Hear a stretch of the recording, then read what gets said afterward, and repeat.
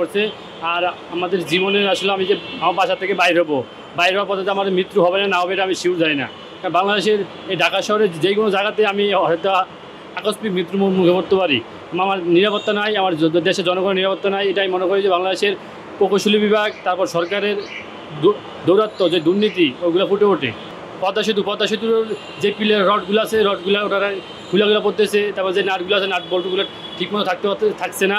আমি মনে করি যে বিগত সরকারের যে উন্নয়নমূলক কর্মগুলো করছে, পদ্মা সেতু, তারপর এই যে কর্ণফুলী টানেল, এই যে মেট্রো রেল, এগুলা বর্তমান সরকারের উচিত যে আবার পর্যবেক্ষণ করা। গত 26শে অক্টোবর যে আবুল কালাম নামের এক লোকের মৃত্যু হয়েছে মাথায় বিয়ারিং প্যাড খুলে আঘাত করার ফলে, এই বিষয়টাতে আপনারা কতটুকু আতঙ্কিত? এটাতে আমি মনে করি যে বাংলাদেশের যেই গত যে সরকার ছিল তাদের যে দুর্নীতি চিত্রটা ফুটে উঠছে। কারণ এই কাজগুলা যারা পরিচালনা করে তারা দক্ষভাবে পরিচালনা করে না। এগুলো পরিকল্পনা ছিল উন্নত বাজেট পরিকল্পনা। কারণ আমি যতটুকু শুনেছি যে আমাদের এই বিয়ারিং প্যাডগুলো যখন আমাদের এখানে ল্যাবে পরীক্ষা করছে, বুয়েটের ল্যাবে পরীক্ষা করছিল, তারা বারবার বলছে যে এগুলো ব্যবহার করা যাবে না। তারপরেও ওই সময়ের প্রকৌশলীরা এটা ব্যবহার করছে।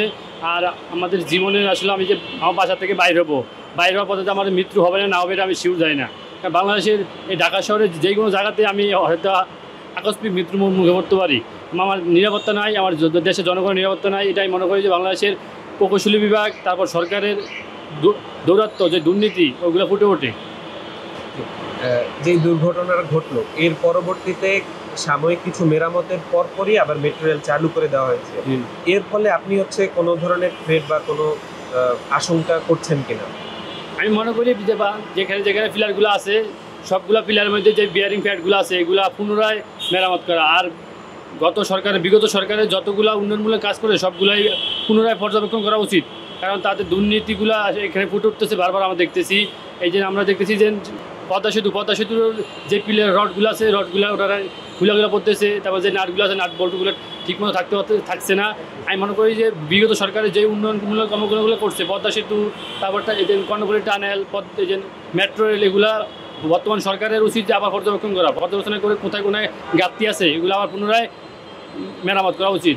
আমি অনেক সময় দেখছি যে মেট্রো রেলের যে পিলারগুলো আছে এগুলো ফাটা।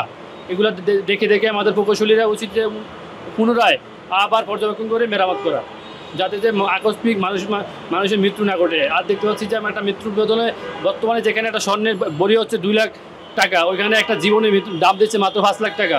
এটা তো একদম একটা মানুষের একটা জীবন চলে যাচ্ছে, ওই পরিবারটার ক্ষতিগ্রস্ত হচ্ছে।